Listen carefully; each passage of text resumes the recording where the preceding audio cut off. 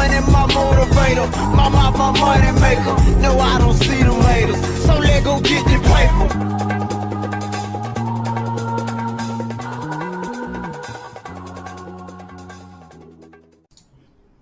What's up, everybody? Welcome back to the SpareKeas podcast. This is your host, Q, and I have with me co-host Shell. How everybody doing today? Hope you guys are doing great. As we've been doing the past couple of weeks, we're gonna cover a couple of different topics this week pertaining to things that are going on with us, life in general. We try to be as social as possible and as educational as possible at the same time. The first topic on the docket today is going to be parenting. So we want to discuss parenting in the Black community for the most part because it's the only experience we know. The first question we'll start off with is how should our kids come up? What do you want to see your kids do, and how do you want to raise your children, and what guidelines do you want to use to raise those children? Yeah, what kind of environment do you want to create? What is your end goal as a parent? Like, what would you label, I guess, your determination of raising a successful child? Like, is it a kid that goes to Harvard and goes off to own and run its CEO corporate companies or something? Or are you fine with your kid as long as he didn't go to jail and he's the manager at McDonald's? Not disrespecting McDonald's to anybody, somebody got to come up somehow. Not disrespecting McDonald's. Okay. Hey, a lot of people get their start there. They do, absolutely. Shit, I got my start at Pizza Inn, man, a long time ago. I hated that job.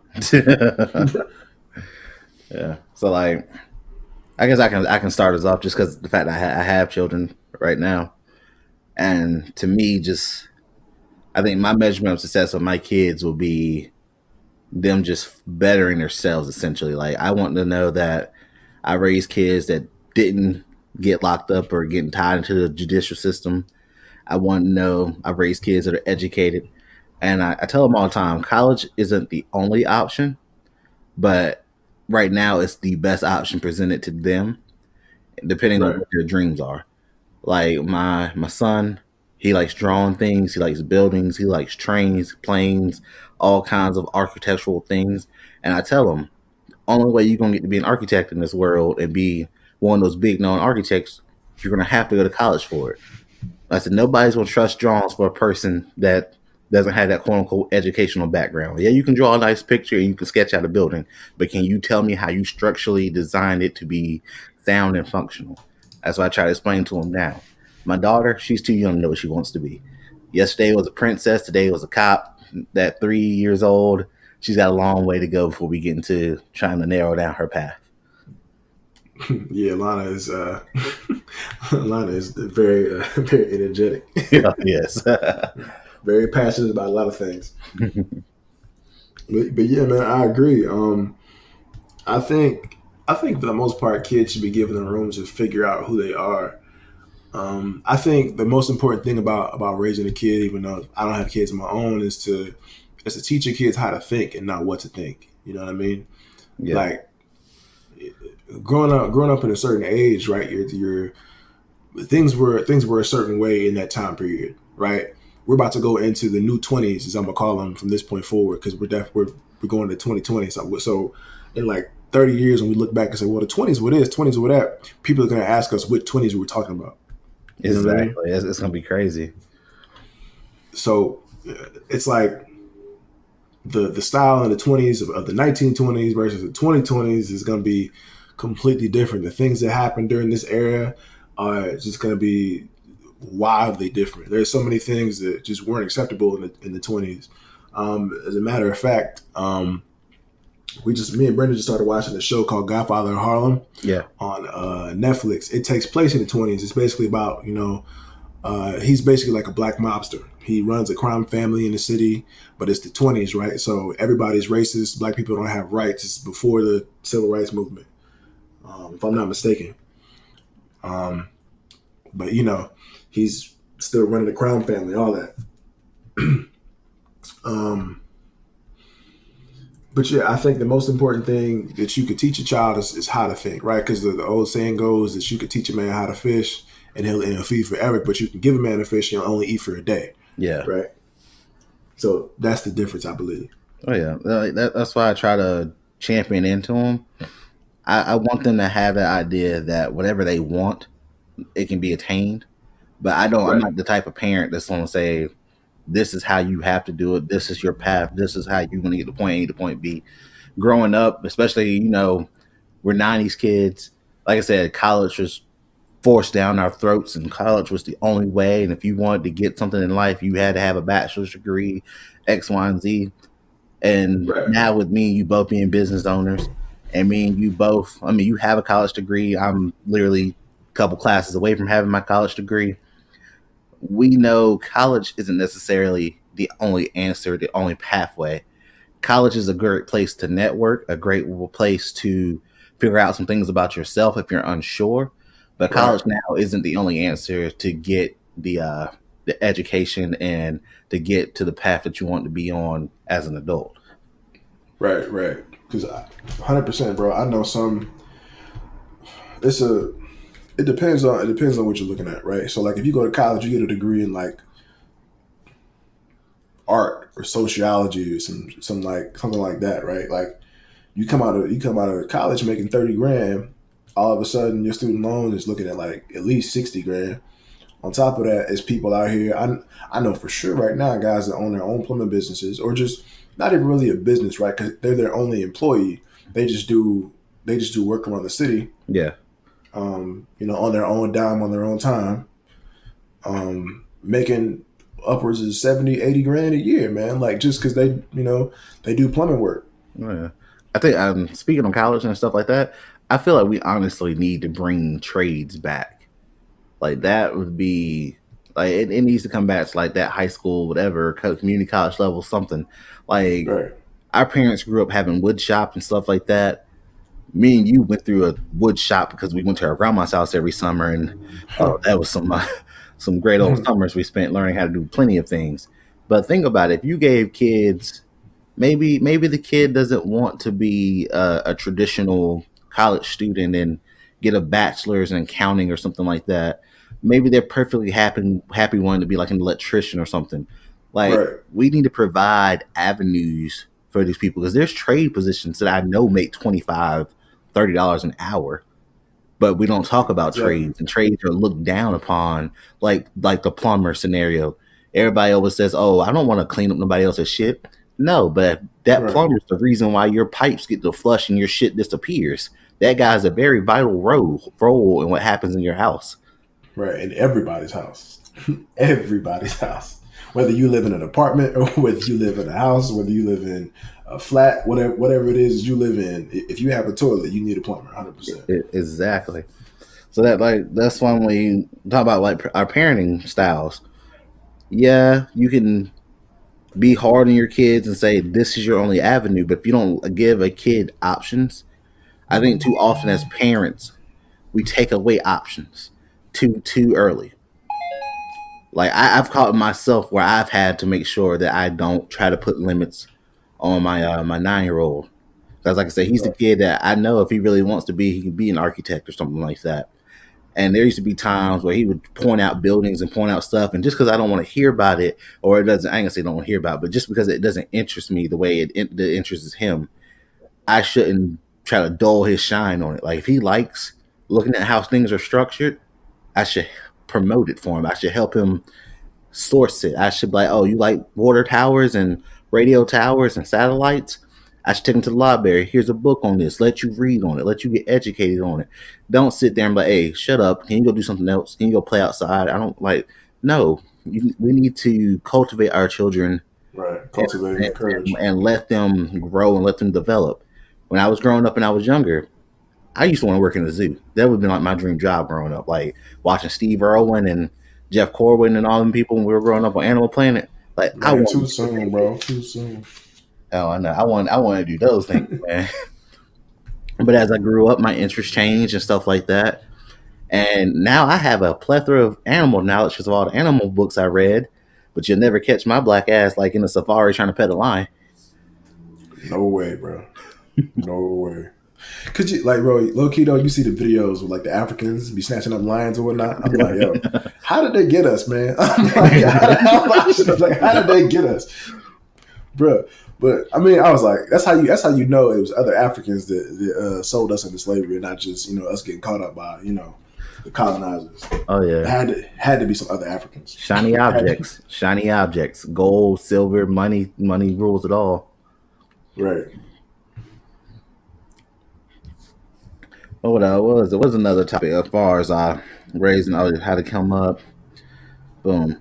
So yeah, I think our biggest thing is we need to get out of this 18-year culture. I think that's something we got to get rid of. That's a stigma that we kind of got to erase.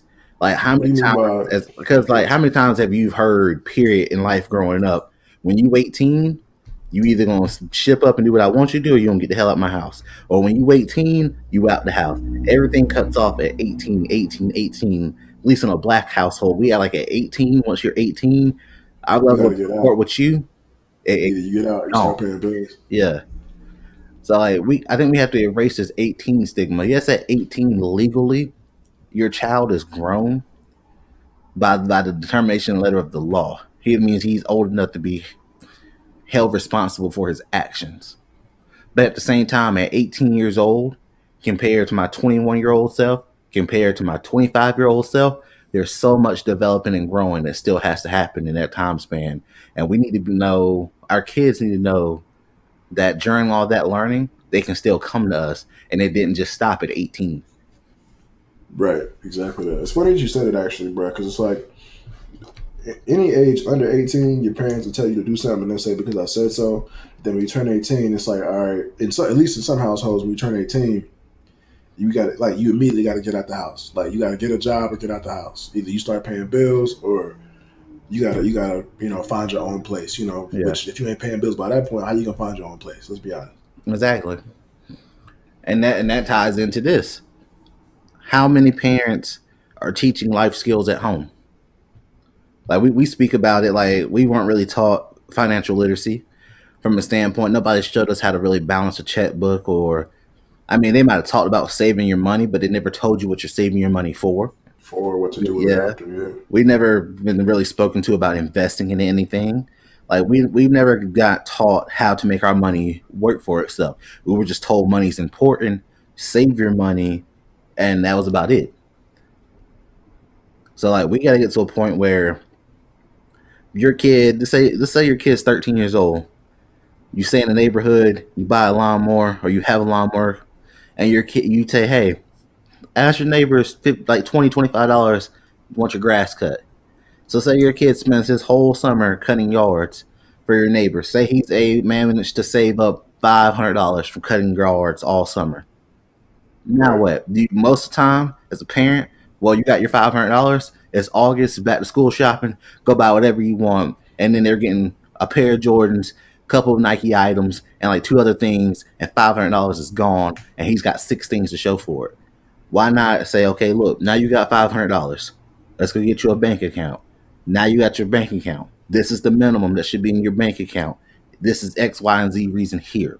Take this money Right. right here, figure out what you need for school, buy your necessities.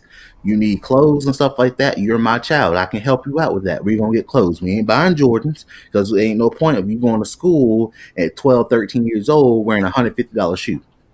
We're gonna get you what makes sense, what's sensible, and I'm gonna teach you how to manage your money from this point on.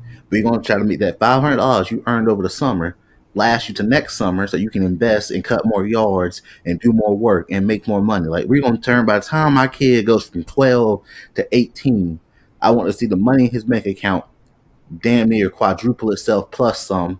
And then I want him to understand how to manage his money and how to start making interest and everything else work for him. Right. But I don't think it's weird the things that black culture passes on, right? Yeah. Like, I don't think for the majority of black culture, I don't think we have any concept of financial responsibility. But as far as discipline goes, that's one thing that we always seem to pass down. And it's like I brought that show up earlier, Godfather of Harlem, Yeah. because I kind of wanted to talk about it, like another portion of it. To be honest, it's like I think a lot of black folks have that mentality. They're like, okay, this happened to me, it should happen to my kids as well. Like, and it seems like when I think about it, honestly, it seems crazy to me. Why would you want something that you didn't appreciate that happened to you happen to your children as well? You know what I mean? It's like, why would you want to pass down something like that that probably caused you some form of trauma in your life? Like, or I just don't understand the concept, right? So it's like my kids got whoopings, I got whoopings, like, or I got whoopings, my parents got whoopings, like, so, and we all turned out fine. And for the most part, a lot of people aren't fine. Like mentally, they No, just they don't even know it. But like, you wonder why black kids are so angry, or upset, or like, just don't know how to deal with people like on a social level. It's because black kids are taught at a very young age that if you disagree with somebody, the answer to that, or if somebody disagrees with you, rather, the answer to that is violence. yep, Like that's the immediate consequence of disagreeing. Because when you're a kid and you have a black parent and you have a difference of opinion with them, and not even in a disrespectful tone, right? It's just like you think differently than them. Suddenly, you're being disrespectful, and if you're being disrespectful, consequences are violence, like yep. straight up, period. You pop And mouth, that's pop in the hand, beat with the belt, whatever, however their form of discipline is, but you will be punished, quote unquote. exactly, exactly. And to be honest with you, I feel like that's some innate slave behavior. And I Because was I'd be about to like, say that myself. I was like, now that I think about it, it feels like some stigma from slavery that carry over for us. You got beat as a slave because master said do this and you didn't do it, and now we took that and brought it into parenting. yeah, exactly. I just remember several times like where I would get in trouble. Not I was like my intention was not to be disrespectful when I was saying these things. I was just trying to bring a point to light. Like I would say it to like, hey, this is also an option, but like no, it was always met with hostility every single time, no matter what I did. Yeah, I can say this much. My dad was. I didn't really get punished too often from him. My mom, on the other hand, she was raising five boys, and for, I know most people don't know this anyway. Parents think I didn't grow up in a two-parent household, so I spent most of my life growing up with my mom. I moved with my dad when I was 13. So by the time I got to my 13 with my dad, I knew right from wrong, and I knew how to carry myself in X, Y, and Z. But my mom, she had to try to quickly raise five boys and instill discipline to them. And I don't think in her mind something like a timeout or a good talking to was the answer for her. So I Uh, know her actions were brash, they were quick. It was this happened, I need to nip this in the bud now, X, Y, and Z. And she carried on the patterns that happened before her. My grandfather, her father, grew up in that Jim Crow era or whatever. So he grew up in a time where getting your ass whooped was perfectly fine. Teachers would beat your ass, your parents would beat your ass, the man around the corner for walking across his yard to beat your ass. Everybody was beating ass. So that's just it corralled and it came, and that's how everything trickled down to her. So I quickly learned either A, don't do this action, or B, you better not get caught doing this action, which is a whole nother subject. exactly. But with Yeah, my completely. yeah, myself, but with my kids, my first thought with my kids was spankings are 1,000% correct. You need to be able to spank your child X, Y, and Z. And that same mentality. I was spanked. I was turned out fine. Me spanking my children, the blah blah blah. Like my ideas on that have since changed. Like I don't really pop my children or really even come to that point where I want to threaten. Like I'm not trying to threaten my kids. Like why am I threatening a child?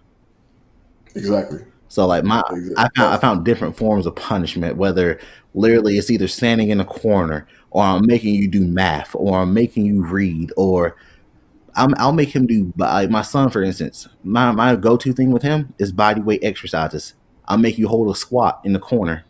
I'll make you hold a medicine ball out or something like my form of disciplining you now no longer involves me actually physically hurting you. or like mentally breaking you down. What I'm doing now is you did an action. I'm gonna give you this punishment. And while you're doing this quote unquote punishment, I'm giving you time to reflect on why you're in the situation. I talked to him before, I talked to him after. Like during the situation, I don't like during the actual form of whatever punishment I'm choosing for him to go through. I don't talk to him as much because honestly, I want him to be able to self reflect and see what's happening in the world around him. When it's done, talk Exactly. about why. Like I don't just say, "Hey, you're gonna go hold this position in the corner for 10 minutes. Now get out my face." No, this is why you're going in the corner. Boom, punishment served. This is why I put you there. This is what happened. How can we avoid this next time? And like, Exactly. yeah. And that should. I feel like that should be. I feel like that should be primarily how things go, man. Like I feel like more. I feel like with more conversation, things just go better. Like kids don't understand. Like I don't feel like any child is at the level where they don't understand a good conversation. They might not want to listen. That's sure. That's fine. But like for the most part, like if if you explain to them why something happened to them as opposed to just telling them they can't do it, like the first thing that happens when you tell somebody they can't do something is that they're going to try and do it just off the strength. Like is I figure as soon as slaves got to America and they were like, all right, y'all stuck with, and the colonizers were like, all right, y'all stuck with me, I own y'all now. I'm pretty sure at least a good third of them attempted to run at that point. Like, we ain't got no chains on. It's open area here. We out. Like that's Oh yeah. I would imagine at least a good quarter of them on each plantation were like, nah, we out, fam. Like we. I mean, granted, it probably didn't work out well for them, but like immediately your response is to go in the opposite direction. Like, no, I'm not gonna do this. Oh yeah. Um, and you mentioned it yourself, right? You're like, why would I argue with the child? Why would I want the things? And so like you said, I think specifically, you were like, I got spanked, I turned out fine. My question would be, are you actually fine? Like, are there not things that bother you about the way you were treated? Like, Oh yeah. There's just definitely I think especially any child out of the '90s era that was punished in that kind of form or fashion, you have, I'm not gonna say a form of resentment of sort, but you in your heart of hearts feel that certain situations could have been handled better or handled differently. Because I guarantee you, we've all been disciplined for something that either A, truly was not our fault, B, was truly not our intention to happen, play out that way, or C, we legit just did not know. And could have been solved and explained in a conversation and it could have been fixed. Like like I said, since I adopted that idea, why am I threatening a child? And I've started having these talks, like with my son specifically, because he's at an age where I know he knows right from wrong, and I know he's able to think about the consequences of actions before he does them. There's been times where mm, we've had conversations, and like I said, I've not put a hand or a belt or any kind of instrument on him, and we're just having a conversation, and he'll break down in tears about how he's sorry for what he did and how he either A didn't know or he just feels so bad that either A he felt like he embarrassed me or himself or whatever. There's a lot of things that can be solved now that, like I said, doesn't require that violence. And then, like I said, we used to get beat, and even when you got beat, you didn't get explained why what you did was wrong. You just was told it was wrong. You got beat, and then it was left at that. right. They treat us like animals, and then they wonder why we behave that way. It's a funny thing, bro. It's just like you said, right? If the conversations happen, if if kids understand, if kids grow up with that, I just feel like it's I feel like it's a new era and a new age. Like not to say that there was anything drastically wrong with the old age, but like at some point you gotta do some research and reflect and like, is there a better way? Oh, this might be it. Maybe we should try this because I'll tell you 100%. We used to like as kids, bro. We used to laugh at at the consequences that white children got, as opposed to us, timeouts Oh and yeah. get your Game Boy taken away or something like that, and you're like, oh, bro, you don't have it that bad at all. Like, if I were them, I probably keep doing whatever I was doing. But the fact of the matter is, like, those kids were having the conversations about why that they were being punished. I mean, they were being explained to, like, hey, you did this thing. This is why this is wrong. You shouldn't do this. And now they turn out to be, for the most part, much like, in my humble opinion, better individuals than us. Yeah. Like, it feels like it just kind of feels like I said before, it just really feels like that slave mentality or that slave conditioning has just been Trickle down. passed down through the generations. And like when you hear people talk um, about how slavery has affected us, people are always like, "Well, slave." And for a long time, I kind of agree with it. I was like, "Well, slavery's over." I never really felt like slavery impacted me in any way. Like Yeah. I've never really, in my personal experience, I've never come across anyone in a position of power that could like really avert my life. You know what I mean? Like change direction for me. Like that's just never happened to me. And I've come from a small town. I graduated with 45 people in my high school class. Like Clinton population, maybe 1,000, 1,500 at the most. Yeah. Like all the way to corporate America here living in Charlotte, man. I have never seen somebody in a position of power that I felt like really and deliberately like changed my life. You know what I mean? Yeah. But now that I'm a little older and I've been granted the opportunity to think about these things, I really feel like I just really truly feel like the things from the past that have crept up through the generations have affected us. Like even things like Reaganomics, where they were they were they were they were giving white folks a slap on the wrist for cocaine, but then they were sending people away for years for crack. Yeah. You know what I mean? Like, and especially with like the weed charges now, shoot, people going to jail forever, forever. But now it's being legalized in certain states, and white people are making money off of that, Yeah. man. It's crazy. I'm like, yo, are you gonna let these people out of jail that you already put away for marijuana? Because I'm like, at the time they might have broken the law, but I'm like, okay, like it's basically been overturned. This is now not illegal. Yeah. So I'm like, at this point, they should go free, especially for nonviolent offenders. Exactly. What was it? When you said something not too long ago, and when you were like, how people handle the situation between being disciplined and getting something taken away from you, like how we got Right. spanked, they got something taken away from them, and they had that conversation. That kind of trickles back into, like, I would say, the neighborhoods and the streets and the environments in which we grow up in.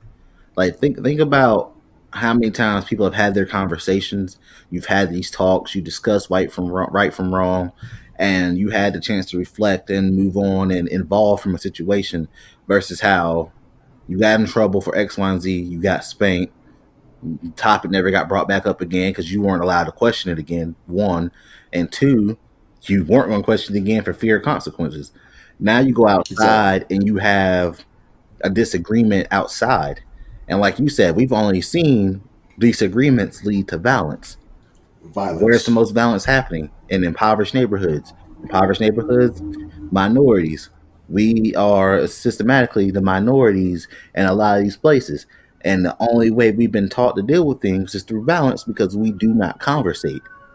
If we go and start conversating, I Conversation. feel like not only does it change what happened in your household, it can change what happens in your community, which trickles up. So essentially, a lot of the change that we want to see in this world, whether you people want to say we're systematically oppressed and all this other stuff, it has to start at how we handle things in our house. Exactly. It has to start in a couple different places. Number one, how you bring children into the world, how you foster the next generation, and number two, like people are forever complaining about police brutality and how police treat other folks. It's like there's two sides of that coin. We gonna get a little bit off topic here, low key, Yeah. as we usually do. um, so on the one hand, right, I think we might have covered this a little bit in a previous episode, but on one hand, right, you've got police officers who spent maybe I don't know, 6 or 7 months on the force, right? I think we said earlier, like we in North Carolina, it takes longer to get your barber's license than it does to become a police officer, right? Somebody that's supposed to protect and serve and carry a gun and all that, right? Make But split decisions, and it takes a right, short make amount of time to get their placement in the system than it does for a man to give you a high top fade. exactly. That's like 5 shots right there. Exactly. But right along those lines, I mean, you basically put a person who's not prepared for a high risk environment into a high risk environment, like a super dangerous environment. Because if a bullet whizzed past my head, the first time, I'm telling you right then and there, my life is gonna change. And the second time, shoot, before the second time even happens, I got my hand on my gun because I'm going home no matter what. I completely get some of these incidents 100%. Like some of these guys are scared and afraid and should not be police officers. That is 100% the reason I'm not. I never wanted to be a cop. I never wanted to be a doctor because I never wanted to have anybody else's life in my hands. I knew I wouldn't handle it well. Well, it's a It's high like pressure situation. exactly. I knew back then I'm not capable of handling that. So I'm not even about to try to do those professions. I'm like, more power to you, more power to soldiers, more power to police officers, more power to firefighters, more power to all the people that go in those situations, knowing what they got to face. Because I'm gonna keep it 100. I probably couldn't do it. On the other end of that, it's like the people that are being oppressed or the people that are visually oppressed to the media. Like the problem is they don't trust police officers, right? Yeah. But the way you get to trust somebody is to get to know them. So like if more police officers were in these neighborhoods or more people from the neighborhood were becoming police officers and policing the neighborhoods they came from, like it would change the dynamic so much. Cause you like imagine if like Joe had been a cop, Yeah. right? Just policing Kelly. And for those of you listening who don't know, Joe is Shelby's grandfather. Um, it's a whole family tree thing that we just learned about a little while ago. But um, anyway, so just imagine if Joe had been a cop. Joe was the kind of guy to go around the neighborhood, getting it like he knew everybody. You know what I'm saying? He was for the most part he was friends with everybody in the area. Well If he had been a respected. police officer, Yeah. exactly, well respected. People knew who he was. Like he probably had some other kids in the neighborhood he wasn't talking about, but it is what it is. But basically, he knew everybody. He knew who to deal with, how to deal with them, all of that. And if I feel like if more police officers were like that, it it would just be a completely different world. Yeah. But then you gotta look at this though. When you go to those impoverished places, we don't talk up police officers. Like you don't hear your kid in those impoverished areas or those underfunded or those ridiculed areas ever say I want to be a cop and I want to do this. Like I'm not saying it doesn't happen, but it is very rare that it happens because the whole time they're in that environment, all you hearing is fuck 12, fuck the police, fuck this, fuck that. You don't want to see a cop car come through your neighborhood, you run. It's a Exactly. stigma. Like I ain't gonna say it's a stigma. There is a lot of things that have happened over time where the neighborhood don't trust the cops don't trust the neighborhood, and there's got to be a middle ground and a mending of the fence. Like you can't be afraid to see a cop car roll through your neighborhood, and at the same time, as a cop, you can't be afraid to associate with the neighborhood. Still, you got to Exactly. get out the car every now and then. You got to talk to a few people, not to try to bust and arrest somebody, but just have a general conversation. You see a man that With the sits on the people. corner every day. Hey, how you doing today? What's your name? Mr. Fred. Well, Mr. Fred, I'm Officer Key. How you doing? You all right? Everything good out here? Everything okay? All right. I'll see you tomorrow, Mr. Fred. And that's all you gotta do. Just have a general conversation. Nothing. You don't need to know his life story. Just talk to him and keep it moving. Exactly. It's a weird. I don't know, man. It's like most police officers are afraid to be police. Like and no shade to them because it's like it's a rare trait to even want to be a police officer.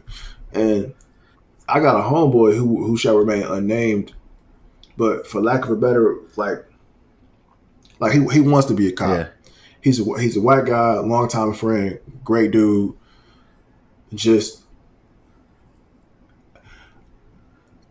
but being around him, I understand how he reacts to certain Yeah. things, and for the most part, I would think like my impression of him is like I just feel like he get in the wrong situation and he would overreact just because of things I've seen him do in the past. You know what I mean? Like I've seen him get in fights with guys that, or I've seen him get in fights with guys like at work. Yeah. Like, and granted we don't work together, but like just from things he's told me, right? Like he gets into a fight with a guy at work and he's tossing guys over tables, punching people in the face, like over straight disagreements. You know what I mean? Yeah. And I'm like, granted, it was a very escalated disagreement, but at the same time, like to be a police officer, you got to be able to de-escalate those situations. Yeah. Like a lot of cops go into it thinking, okay, I'm a cop, I have the authority. You have to do what I say, no matter what. And like people don't realize that like the person in control of a situation is not necessarily the person who is actually the authority. Yeah. Like, and what I mean by that is you can control the situation without making the other person feel like you're in control of the situation. Like women do that. Women do that all the time. Like that's a golden ticket rule for women for the most part. Like they run into situations behind the scenes. And you see Barack and Michelle, you know damn well that a lot of decisions Barack made, he goes back to his wife and he talks to her about them before he makes them. You gotta get that second opinion. 100%. Gotta get that wind beneath your wings. That support. Exactly. That's exactly. I know that all too well because the only person, because the person I go to the most with like second opinions at this point is Brendan. Yeah. 100% of the time. Well, like I said, like you're saying though, like people have to be groomed for the situation. I'm not even gonna lie. For me, there was a moment I wanted to be a cop. I like the allure of wearing the uniform out here. In my mind, I wasn't necessarily I didn't want to be a cop to bust drug dealers, and I didn't want to be a cop to like, I don't know, do all the little shiny things that you see on TV. I wanted to be a cop from the standpoint that I just wanted to help people. And then as I learned more about police work and things like that, I knew I wasn't cut out for it because honestly, I'm not going to be in a car at 3 a.m. getting a phone call about a bar fight or a shooting, driving into it alone. Because you got to think about it, a lot of these areas and a lot of these cities, most cops ride by themselves. Yes, backup is within a certain distance, but it's not like you're pulling up 15 deep with you, whatever, to handle the situation. You're going into a situation that you don't know, with people you don't know, that can be in any kind of shape, as in far as they can be drunk, they can be high, they can just be outright belligerent. And yeah, that's why I get it's a stressful situation. It's a stressful time for a lot of these cops. But at the same time, you got to come into these situations and you, like you said, you can't escalate it. Like you can't come in here and because you wear the badge, start yelling and barking orders and expect somebody who's not in the right frame of mind to obey you. You got to be able to come in and keep a calm head through the whole thing. Right. Sometimes, like I said, most of the time, the person who actually has the most authority or is capable, the person who is capable of the most force versus the person who is exerting the least amount of force. The person who is exerting the least amount of force in a confrontation is usually the person that's actually controlling the confrontation, because if you come into a confrontation and somebody's already irate, somebody's already upset, and you come into it with that same level of intensity, like first of all, you don't know how far they're willing to take it. Like, because in my personal opinion, bro, if you're not, well, in my personal opinion, I would say, bro, if you're not ready to die about it, how can you argue about it? Like, because just imagine, right? You see a lot of videos where women are like just basically aggravating dudes, right, in their face, putting their hands up, slapping them in the face, right. Yeah. They take it to that level, right, and then at some point in the video, or the woman will punch the dude or hit the dude in the face, and the dude like saw off like immediately and like punch her in the jaw, maybe knock her out, or with everything he got. And I'm like, on one hand, I'm like, bro, you should never hit a woman, but like in that moment, bro, you can't tell nobody how to react to something like that. Yeah. Like if you smack somebody in the face, you got to be willing to accept those consequences of smacking that person in the face, because you got no idea what level they're immediately gonna take it to, because you got no idea what they've been through. Exactly. You don't know what kind of trauma they experienced in their life. You don't know what kind of abuse they've been through in their life. You don't know what, like I said, their mind state. You don't know their just where they're at in a calmness. You just don't know. You might smack a person thinking, oh, you just gonna hit them and that's gonna be the end of it. And now we're looking at the news about another life that's gone. Right. He done tossed your ass off a bridge because you was talking wild. Or man, like it's just my philosophy straight up. Like, you come into a situation, if it's a hostile situation, your goal is to de-escalate it. Not a lot of cops come in with that force. Like, I'm the authority. I can use excessive force if I want to. Like, it was a video of a cop. He had done like a stop and frisk, I think, on a guy, and they had pulled the guy over, and they had the guy sitting on the sidewalk. He was handcuffed. He was detained. They were searching his vehicle because his vehicle fit the description of like a stolen one or something like that, or something like, basically they were just conducting an investigation, whatever. Yeah. So another guy, completely unrelated to the situation, he walks past the cop. It's like, I think it's like 2 or 3 cops that are there at that point. So it's one cop standing by the guy. He was the cop who initially detained the guy. It's another cop searching the vehicle, and then another guy walks behind. He's just on the sidewalk. He's walking, who knows where, somewhere, but he walks behind the cop and the guy sitting on the sidewalk. While he's walking by, he just says, "Hey man, you ain't gotta have him sitting on the sidewalk like that. You could let him stand up, or something like that. Like, you could basically, like, you could treat him better, basically." Yeah. And the cop immediately turns around and is like, do you want a part of this? You want some of this? And the dude is like, man, he says it again, you ain't gotta have him sitting like that, man. That's all I'm saying. Like, you treat them like an animal or something like that. And the cop like tackles him, like, immediately, claiming that he's interfering with the ongoing investigation. So like, he tackles him, like, beats him up and detains him. Yeah. And, even though he had nothing to do with the situation, he was just walking by. Right, walking by, gave him a casual criticism about how he was doing his work, and he couldn't even handle that. Like, the guy didn't threaten him, anything. He wasn't trying to help the guy get away, none of that. He just walked past and was like, you could let him stand up. You know what I'm saying? You ain't got to have him sit on the sidewalk. And the guy just went off, man. Like, lost his shit, and essentially, I mean, just took it way too far. Yeah. And that's my point. Like, granted, the cop is absolutely wrong in that situation. But like, when you open your mouth and when you do something to somebody, like, you got to realize that they might be willing to take it way further than you are.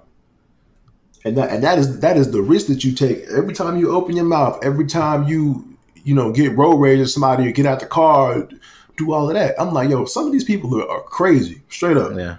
They ready to die by whatever it is because they done had a bad day.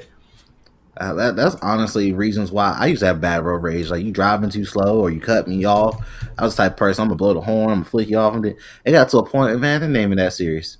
It truly ain't. You going slow, I'm gonna go around you the first time I get a chance. Ain't no point in me revving my engine, flicking you off, yelling at you. You cut me off, as long as you don't hit me, man, I'm gonna be pissed off for a second, but I'm gonna let you go. Because what's the point? If I blow the horn at you, you already pissed off by X, Y, and Z. Now you mad at me because I blew the horn at you. Now we at a stoplight, we arguing. Now next thing you know, somebody got gunshots or bullet holes in the side of their door over a person fucking moving into your lane. That's essentially what you're gonna get shot at over. You getting shot at because the person cut you off in your lane. That's what you're gonna get shot at. Is was that lane really worth your life? Exactly, over something trivial. Like you ain't even. We're not even talking about anybody's life in this instance. Like it's just you getting upset over somebody cutting you off in traffic, or they skipped in front of you at the line at Walmart, or somebody stepped on your shoe. Like that's the thing you used to hear about a lot. Oh Like yeah, people step on folks' shoes, and then them getting upset, and then situations just escalating beyond repair. Or shoot, my cousin got killed, man. My cousin Ashley, on my mom's side, he got killed over a girl. Like it's a classic scenario with two dudes, they vying for the same girl, and then suddenly, okay, we got beef now because we can't both have the girl. Meanwhile, girl don't want either one of y'all. Like for the most part, and or either that or the girl only entertaining the other dude because she don't like the way dude number one is acting in the first place. So it's a crazy thing, man. I'm just like at this point in my life, I'm just like, yo, if it ain't my family, if it ain't about nobody's life, man, I ain't got to take it there. yeah. I'm okay. That's what I'm saying. If you're not threatening my kids or like my immediate family or like somebody I care dearly for, you ain't threatening nobody else's life. I I'm gonna let you say your piece and I'm gonna let you move on. I'm not arguing. What they say, two people arguing, one may be the fool, but if you're arguing back, people looking at you will never know who the fool is. Exactly. Can't tell the difference a bit. So I'm not gonna waste my Which is time with that. Like I'm gonna let if you want to be irate, and like I said, nobody's life is at risk. Nobody's in true danger at this moment. I'm not gonna keep going back and forth with you. I'm not gonna argue with you. I'm not gonna do a lot of shit to escalate the situation. I'm gonna let you say your piece. And if I feel like it deserves a rebuttal and we're actually having a conversation, I rebuttal back. But if I feel like my rebuttal is just going to keep this thing escalating, I'm going to let you say your piece and I'm going to move on. Now, the only problem we gonna have only way we're gonna have a problem in this scenario is if you prevent me from moving on. You don't want to let me leave or X, Y, and Z, then we might escalate. But if it's just words, I'm gonna let you say your piece and I'm out. we're gonna move on. That's gonna be that. Like when we were in Miami and Antoine got into it with the dude at the bar. I was just kind of standing like, well, all right, if we gonna be arguing for a minute, okay, that's fine. We was just kind of standing like he was talking to the guy, and I think Antoine for the most part was trying to explain to the dude what was going on, and the dude wasn't trying to hear it, but Antoine didn't really escalate the situation. I was just kind of standing there his back, and I was like, I don't know what's going to happen, Yeah, but when we if all it, moved if over there it, in a show force, a silent force. We didn't come over there to escalate it, but we came there and we just stood there. yeah, I was like, well, if one of us end up getting thrown out, I guess all of us going home as soon as that happened. I was like, all right, bro, I'm gonna see what's going on. Like, I think the old me, the me from a few years ago, to be honest with you, would have came The in like. Atlanta you. We're not gonna talk about that. we're, not, we're not gonna talk about that. I think I would have came in a little, you know, with that same level of energy. Like I would have been looking to match that dude's energy, but like I said, you got no idea, how far up he's willing to go with that energy, Yeah, and it's a slippery slope. like I said, yeah, like you said, you got to be willing to go further than the next man if you're willing to escalate something, because you never know where it's going to end up. And then, like I said before, if you're not willing to go that far, then what you're arguing about is it really worth arguing about? Nah, it's not, because you got to think, man. To you, to you. So the I believe the argument was over. Um, I think Antoine had bumped into his girlfriend while she had a hookah, and I think he had broke her hookah. Oh, oh, So I think no, I I remember think something. Yeah, it was he. the woman had the hookah cord because remember they had the long hoses. She had the hookah Right. on a table, had the hose stretched across the walkway. Antoine didn't see it. He tried to. Well, he did see it. He tried to move over it. Ends up, I think he like broke a piece of it. I don't think he destroyed the whole hookah, but he offered to buy her another one because he was bringing us the one he Right. bought. And the Exactly. gentleman, Yeah. from my understanding, from what Antoine said that night, wasn't even with her. He was just near her. And I think part of him saw this as an opportunity to get in good with her because that's just the culture we kind of live in. Everybody looks for opportunity to get in to get what they're trying to get to. And the guy actually had no relation with the woman, but he came in to quote unquote be her savior and started escalating the situation beyond what was normal repair because Antoine already told the young woman he would replace it right after he dropped his off at the table. And she escalated the situation by trying to impede him from going over there and he to us and he just kept telling her, I'm dropping it off, I'm coming back. And that's when the gentleman got involved, which led us to have to walk over there and assess the situation essentially. Yeah. Basically, I think that's the gist of the story. But it's just like a like we had no way of knowing how far that was gonna go. You know what was gonna happen in that scenario. Like it's just it's. You never really know how far just how far somebody's willing to go over something small like Yeah. that because that might be the one thing in that person's whole week or whole month that was important to them. Like she might have like that hookah might have been the one time this week that she got to relax and chill and she was just having a good time, and Antoine could have walked over there and ruined her whole moment or her whole day. And she could have been the only girl that man has seen this month that even showed him a modicum of attention, and it just could have been very bad. We'll put it that way. Yeah. And it was something as simple as like a hookah, like the pipe, the little cord, something that simple could have, let's say it was me, you, Shu, your homie. That's four, plus the gentleman that was getting involved.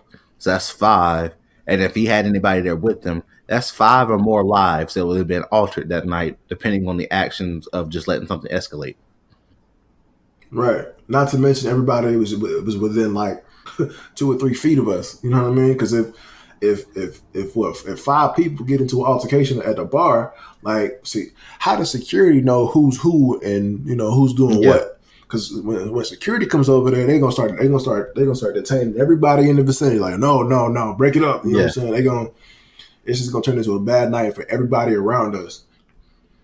Essentially the decision we would have made at that point would have ruined not only our nights but Everybody else around us. everybody near us. Yeah. Like I said, but luckily we were We able to keep calmer heads, let it prevail, get the situation taken care of.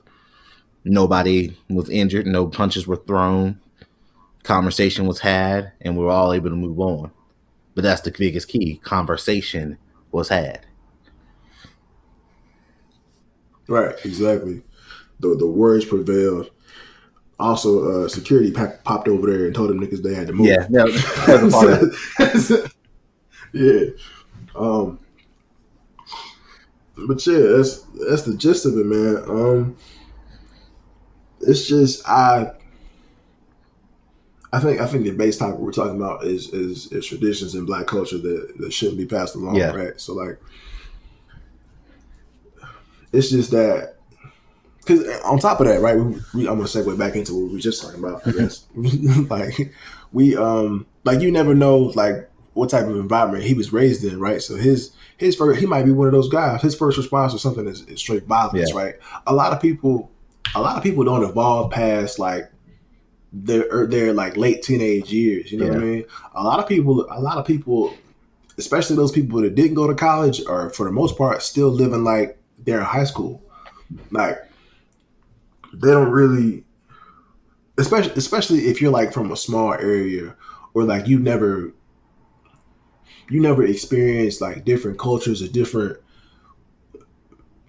ways of living. You know what I mean? Like if you go to like, let's say you go to DC, right? Yeah. There's a certain culture in the way people move and act in DC versus how people would act in like California. Like when you travel, you get a little bit more Culture, you get the experience. Yeah, experience, exactly, culture experience with people and how they behave. Like there are certain things in St. Louis that you like to this day, like you can't say to certain people from St. Louis, like you can't just because of like the nature of St. Louis and how it was, like you can't call nobody from St. Louis boy. Like it's just not going down. Like like even in casual conversation, even if that's like, because you know how Southern folk are for the most part. They might throw boy in the casual conversation. Boy, you got it going yeah, on, and something like that. But somebody from St. Louis ain't having that, especially if they of a different color than them. You know oh what I yeah, mean?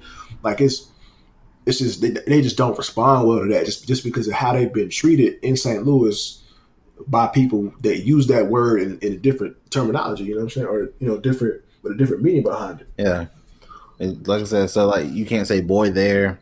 North Carolina, we use, I ain't gonna say we, older folks use the word boy. Like we say, hey, yo, that's my nigga right there. But yeah, that's my boy. And my dad is a monster of a man. If you ever see him on the streets, he's what, Mm-hmm. 6'4" ish, 290, 300 pounds, like giant muscular dude. And you, in our grandma's area, there's people that call him boy all the time, or I've called him boy before in the past. That he Right. is the furthest thing from a boy. There's a mountain of a man, but he takes no offense to it because of where he grew up and the environment he was in. So, like you said, you got to learn about the different areas you're in. The same way when New Yorkers come down here, they see that we quote unquote move at a slower pace. The same way when we go up there and we Mm-hmm. see that they don't take the time to hold the door open, or they're not a yes ma'am, no ma'am, yes sir, no sir, like we are. It's different cultures for different states, different environments, different neighborhoods. You got to learn it, a little bit of it all. Right. Anybody from up top don't want to be called ma'am. They like, what do you call it? Like, because they think it's like you saying they're old. Man, they ain't trying to hear that.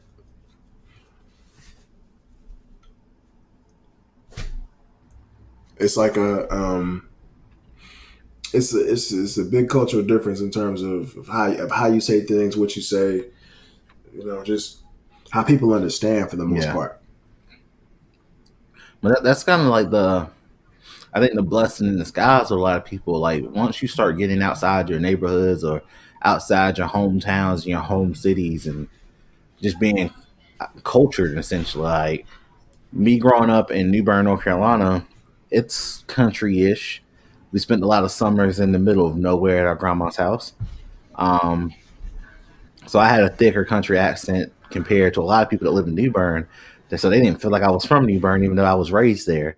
When I moved to Raleigh, my accent was way different than the Raleigh people. Like we're still in North Carolina. I'm 2 hours difference from where I grew up at. But my accent's way different. My mannerisms are way different. How I speak is way different. How I carry myself, period, is different. And then going to a pretty predominant black middle school, then going to a high school that's very cultural diverse, I got to learn a lot. I got to see a lot. I got to experience a lot. And my high school, luckily for being as diverse as it was kind of like a snapshot of the world. There was a lot of things I was introduced to, such as like the Muslim culture and speaking to people that wear like hijabs and all kinds of different things. Like it was just a lot of stuff that I never was experienced to, and I never really would experience staying in New Bern or going to our grandma's house because they weren't there. Exactly. I feel like a lot of people get that feeling in like a negative way, right? They come from places where it's not very culturally diverse, or where they don't get to meet a bunch of different people and try to understand that point of view. They grow up with this like ignorance is what I'll just call it. Like there's some people that like just really don't know. They don't understand. Like and they ask questions to where it's like in this day and age, right? You have the internet. You could research if you really wanted to know. You could Google it. Like, but when people begin to ask those questions, it's like by now you should know these things. Like that's how most people feel about it. and they don't ever get to learn about it because for the most part they feel ashamed that they don't already Yeah. know. And that's kind of the problem too. A lot of people outrage at people's ignorance. And it's like, instead of being outraged because somebody doesn't know something about somebody's culture, and you can honestly sit there and know they know nothing, why not educate them? Like, I was fortunate enough when I went to high school, like I said, I was around different cultures and different people of colors and whatever that I've never experienced. And my first couple weeks around some of these people, I'm not gonna lie, I knew nothing about them and why they did certain things, but we kind of were in an open area, like a trusted area. I guess we kind of built the bond over a couple of weeks. I would ask questions, and versus them being mad at the stereotypes and stuff I had in my mind when I would speak the stereotype and ask them about it, they would just correct it and tell me, like, we stayed friends, we remained friends, and they were able to educate me on different aspects of their culture versus with the stereotypical shit that you hear through fake media, blog sites, or just ignorant people talking in general.